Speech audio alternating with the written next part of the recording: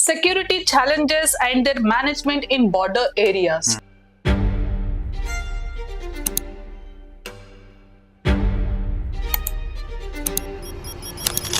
What could be the security challenges in border areas? जैसे कि now we said hinterland जो issues होते हैं वो challenges in managing border security coastal and terrestrial. तो ये जो challenges होते हैं वहाँ पे terrestrial areas में तो इसके क्या क्या challenges होते हैं? देखो कई जगह पे ऐसा होता है कि आपका border होता है, वहाँ पे जो आर्मी या मिलिट्री जो भी जाती है वहाँ पे उनको रहने के लिए कोई ठीक से facilities नहीं होती. They have to stay alone. They have to like keep an eye. वहाँ पे एक ये बनाए जाते हैं इंफ्रास्ट्रक्चर प्रॉब्लम होती है वहाँ पे. इंफ्रास्ट्रक्चर प्रॉब्लम होते हैं, नेटवर्क्स नहीं होते. आपके वो गैजेट्स बनाए जाएं, आपके वो ऑब्जर्वेशन टावर्स बनाए जाएं, आपको फैसिलिटीज दी जाएं. See it is actually cost to high investment by the government, but still it is difficult. Investment की नीड है इंफ्रास्ट्रक्चर से लेकर के साइबर सिक्योरिटी सब तक लेकर के और आपके मॉडर्नाइजेशन करना पुलिस को या फिर आर्मीज को, उनके जो आपके इक्विपमेंट्स हैं, आर्म्स हैं, उनका मॉडर्नाइज कैसे किया जाए. एक यहाँ पे मैं एग्जांपल देता हूँ मैम. जैसे देखिए आप ये जो टॉपिक है security challenges and their management in border areas. तो security challenges and management border areas. तो बॉर्डर एरिया में मैं आपको एग्जांपल देता हूँ. आप अफगानिस्तान का बॉर्डर ले लो, पाकिस्तान का बॉर्डर ले लो और इधर म्यांमार का बॉर्डर ले लो. अफगानिस्तान, पाकिस्तान, ईरान, ये है गोल्डन क्रीसेंट इसे कहते हैं. और आपका जो म्यांमार वाला बॉर्डर है, म्यांमार, लाओस, कंबोडिया, ये है गोल्डन ट्रायंगल. ये मैं एग्जांपल क्यों दे रहा हूँ? क्योंकि यहाँ बॉर्डर के इश्यूज यहाँ पे क्या आ रहे हैं? यहाँ पे आ रहे हैं ड्रग ट्रैफिकिंग का आपका इशू. ओपीएम हो गया, ड्रग्स हो गया, वेरियस ड्रग ट्रैफिकिंग हो गई.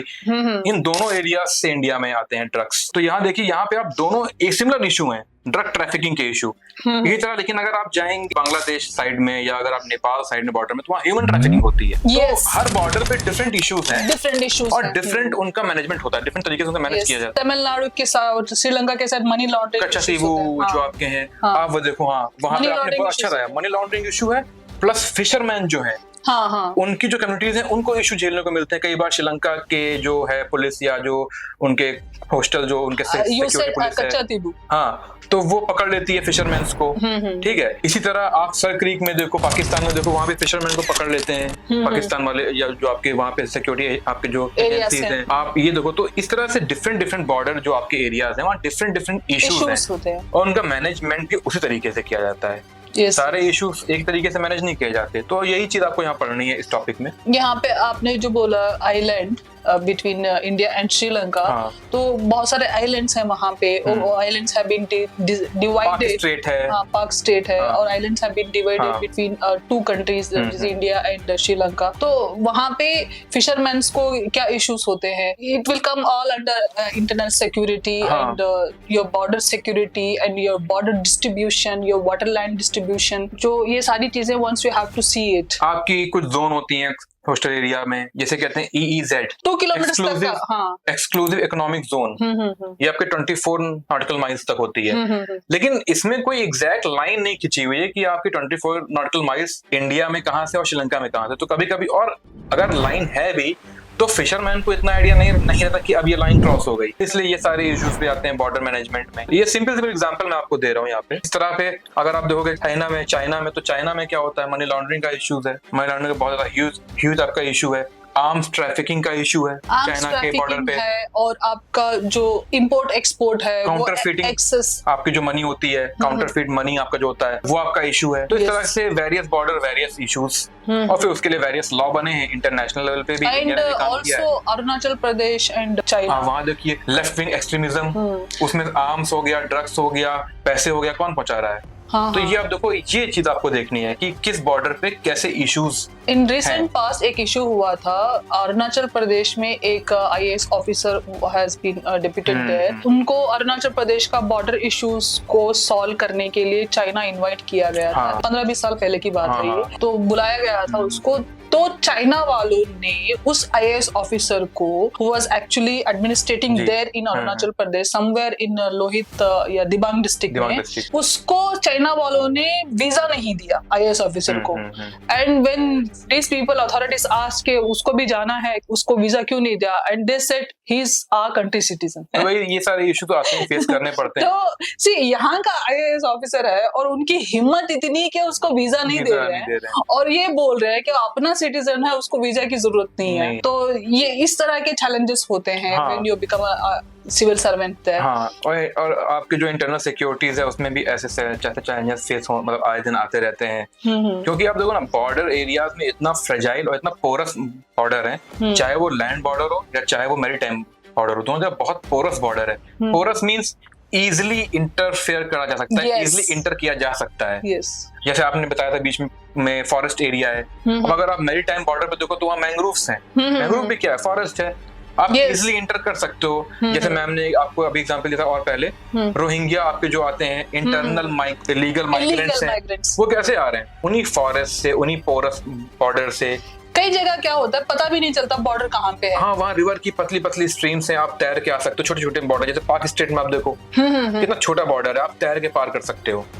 और बहुत ही वहाँ पे वाटर लेवल इतना ह्यूज नहीं, मतलब वहाँ पे इतना ज्यादा नहीं है. आपको अच्छी खासी स्विमिंग आती है, आप आराम से. कितनी बार ऐसा हुआ है लोग तैर के पार कर गए और इंडिया पहुंच गए, या फिर इंडिया से श्रीलंका पहुंच गए. बेसिकली इंडिया से श्रीलंका तो कम ही जाते हैं. छोटे कंट्रीज से बड़ी कंट्रीज में आएंगे जहाँ अपॉर्चुनिटीज ज्यादा हो, रिसोर्सेज ज्यादा हो, पैसे ज्यादा हो, जॉब ज्यादा हो. तो इंडिया में ऐसे चैलेंजेस बहुत फेस करने को मिलते हैं.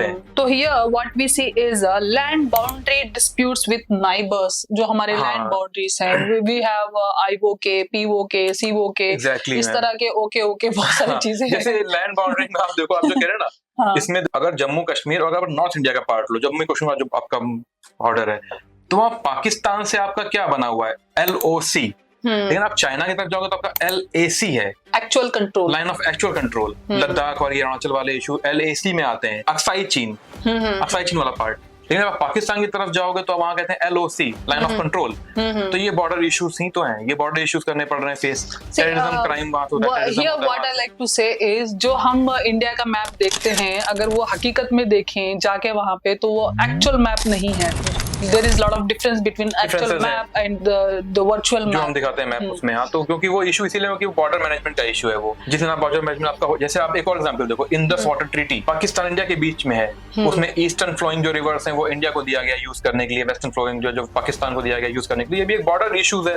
पाकिस्तान कहता है कि आप वेस्टर्न फ्लोइंग रिवर पे डैम नहीं बना सकते, लेकिन इंटरनेशनल UN में जब गया इंडिया तो वहाँ पे ये डिसाइड किया गया कि नहीं, आप रन ऑफ अगर वाटर है तो आप वहाँ डैम क्रिएट कर सकते हैं. तो इस तरह के मैनेजमेंट इश्यूज आए दिन वहाँ पे Indus water treaty between India and Pakistan के बीच की जो ट्रीटी अगर देखोगे तो we have 5 rivers there. Indus की 6 ट्रिब्यूटरीज है इंडस की. तो 3 eastern flowing river, 3 western flowing river. हाँ, तो ऑल 6 ट्रिब्यूटरीज जितने भी हैं उनमें हम डैम वहीं पे बना सकते हैं जहाँ पे हम एक्चुअल में बना नहीं सकते, और वहाँ पे नहीं बना सकते जहाँ पे एक्चुअल में बना सकते. रन ऑफ वाटर मैम क्या है? रन ऑफ वाटर में यही है कि आप एक्चुअल डैम नहीं बना सकते, लेकिन आप बना सकते हो. इंडिया को ये, तो ये चीज एक इशू है. जो पाकिस्तान और जो बांग्लादेश, जो एक्चुअल में पाकिस्तान डिवाइड हुआ था ईस्टर्न और वेस्टर्न पाकिस्तान, जो एरियाज हैं it is actually very fertile areas, very fertile. Jute making industry देखो, आपकी 80% बांग्लादेश में चली गई है.